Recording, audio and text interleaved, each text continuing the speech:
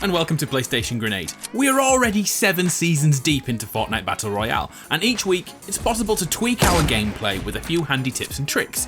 Whether you're ultra casual like me, dedicated, or a pro in waiting, here's 35 tips and tricks from watching those professionals over on Twitch. I like to start these videos off with a question. This time, what is the greatest back bling in the game? For me, it has to be the pink guitar, although that pink hamster is pretty dope too, and those wings, man, there's so many. Upvote your favourites in the comments below. Anyway, enough jibber jabber, let's do this. The silent sniper rifle made its debut in Fortnite recently, and due to the reduced damage, many people leave them behind. A great way to use it is with the balloons in tow and take to the skies. If you manage to get up there without anyone noticing, you can stay out of sight and fire range, and of course, as it's a silenced weapon, people will not know where you're shooting from. This works extremely well in the final circle when players are in their towers, closely watching one another. Fly over their heads and make them regret forgetting to look up. While we're in the air, let's talk about the Stormwings. Yes, I know everyone hates them, I feel the same way. It's highly likely they will be nerfed in future, and I'd expect their hull integrity, their overall HP to be reduced. So landing a plane will be essential. At present, we all just jump out and hope the plane lands nearby. In future, try this, hitting the brake or reverse gear and pointing the nose of the plane into the air. If done correctly, it should look like this. Carrying on from this, I'm sure you've noticed the plane has a reverse gear. Well, did you know it can reverse up mountains like a boss? There's not a huge use for this. If you miss your landing on the top of a mountain, I suppose you could reverse back up. But it actually works to completely surprise your enemy when they think they have the high ground and then you show up like this. A quick note, which I'm sure you already know, but just in case, when switching seats in the plane, or any other vehicle for that matter, there is a slight delay. The time it takes for the character to move into position. This means we can quickly toggle through multiple seats before the animation triggers, so go from the wing all the way around to the driver's seat without having to wait. One last one for Stormwings and vehicles in general. The boom boxes can be placed upon them to give them additional destructive powers. If the planes do lose their ability to ram structures, this could be a useful alternative. Oh, and there's one more thing you should know about the much hated planes. You will not take any fall damage if you land on their wings, regardless of height. A few months back, we showed you how to hit crits through the safety of walls. In our example, we showed you how to safely destroy traps. Well, the community took this many steps forward. First, the scrims community began to make windows in their structures to farm trees and other materials without the threat of taking a sniper bullet to the face. Next, it became apparent that this technique works through all tiles, so here's a few ways to utilize this method. Have you attempted to get inside an opponent one by first claiming their wall as your own? This is what usually happens to me. Yeah, back to the lobby. A safer way to do this is to first pickaxe their wall, then put up your own ramp. If you're quick enough, the crit will stay in the same place, and you can keep striking it. Let's hope you're quicker to replace the wall this time around. Oh, on the flip side of this, when being attacked and your opponent pushes too close to your build, it's possible to shoot their hand when it passes through the wall, just like on Battlefield 3. Man, those were the days. Zach and I were testing structure strength, and this happened. And the wall is still fine. Prolonged testing showed us that it's possible to kill people through all materials and works on all body parts. It's even possible to headshot someone through a wall if they've used an emote, such as a taunt, which has phased through your wall. The optimal time to hit them is shortly after they have fired a weapon. This is because the character holds the gun out a little further just after shooting. So if you've been attacked but you've managed to put up a wall in close combat, shoot back at the right time and they'll think you're a crazy hacker and send you abuse. Like this. Oh no, I've been reported. Oh, I don't want to be reported. What have I done? Oh, it's okay. I'm not reported anymore.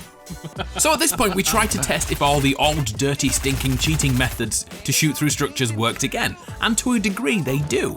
Firstly, there's a weak spot on the last step of ramps, which can be shot through from below.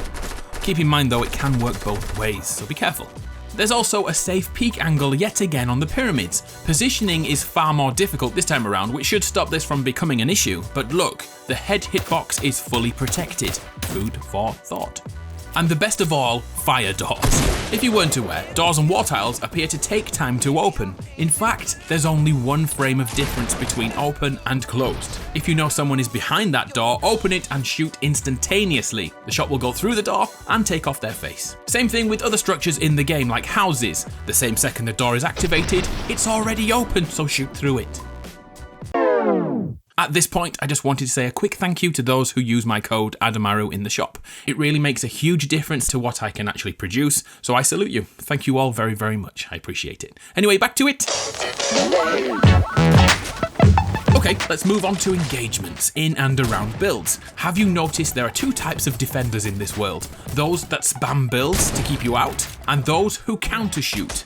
These are the people we're looking at now, those who allow you to shoot out their wall and quickly try to end your life with a single shotgun pump to the face, before instantaneously putting up another wall. When attacking that type of foe, try to destroy their builds up to a single bullet. Their inbuilt muscle memory will cause them to shoot out their own wall, giving you that moment to take a shot, completely flipping the table. Here's an insanely good bluff to try when defending too, and comes from Sypher PK, who excels at trap plays. He's noticed that there's an opportunity to relatively safe trap kill an opponent when defending. Here's what he does.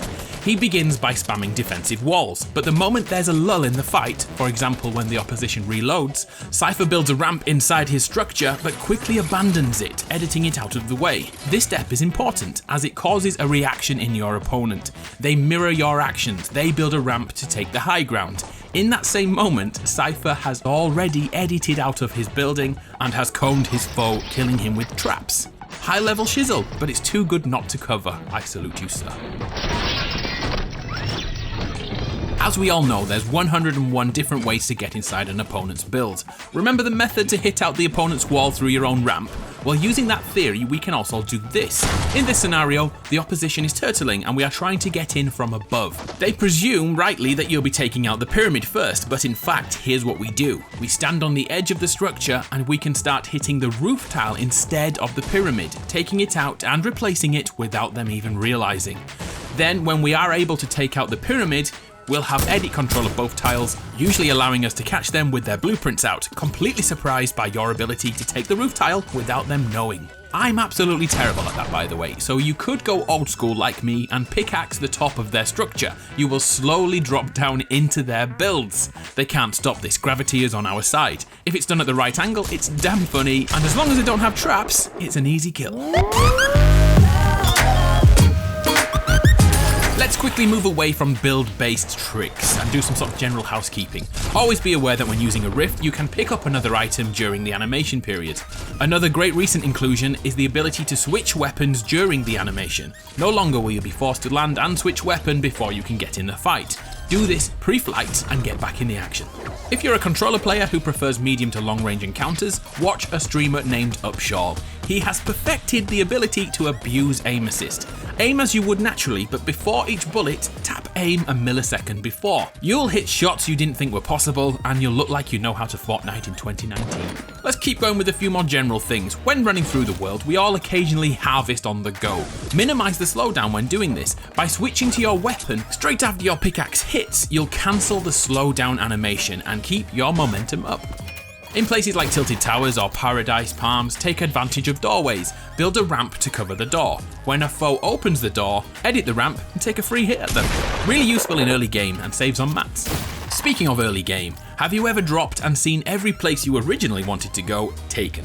Here's a cool tip: land on verandas or bay windows, and even fire escapes. You'll quickly find landing spots that can claim floor loot through windows to give you the edge even when landing after everyone else. In tilted towers, there's a great spot on the fire escape to break through the wall and take a few chests safely, before everyone on the roof finally comes downstairs. If there's such thing as safe loot at tilted towers, this must be it. When running from the storm or attempting to catch up with teammates who won't bloody wait for you, try this technique. If you can spare the mats, build a ramp over your head and jump. The ramp will give you a mini push, and in flat locations can make a huge difference in speed. Still to this day, many of us neglect the pyramid tile for transitioning through windows. We all know by now about the tilted towers windows we can use this on, but every single new location, try to take time to see where the pyramids work. I promise it's worth it. Here's another use of the pyramid tile that I'm sure you're already using, quickly dropping them on top of traps to stay safe and keep on the move. It's becoming commonplace by now. It's so commonplace in fact that it's possible to bait kills using these pyramids by putting them over traps but stopping the build from completing. But there is an issue now. There's a shimmering yellow light on structures that are incomplete. This means we are in the last days, the final days of being able to kill people like this. All the memories, the trap flaws, gone but not forgotten. As Zach helped out so much on this video, let's showcase his current favourite play. After trapping an enemy like this, Zach noticed that players fall back to the opposite corner and begin to pickaxe out. Regardless of the height, Zach waits for them and places down a trap outside for them to eliminate themselves on. I personally think he's a bully, and therefore the hashtag ZachSucks continues. Are you with me? ZachSucks. And finally, we found a reason to use the present item aggressively. In this scenario, our opponent is safely in their little house. If we can claim a wall and run inside, we can capture this entire base using the gift. The great thing here is the fact that all the walls, the roofs, the floor, they all now belong to us. Place traps for added effect. We call this the present rush. What do you think?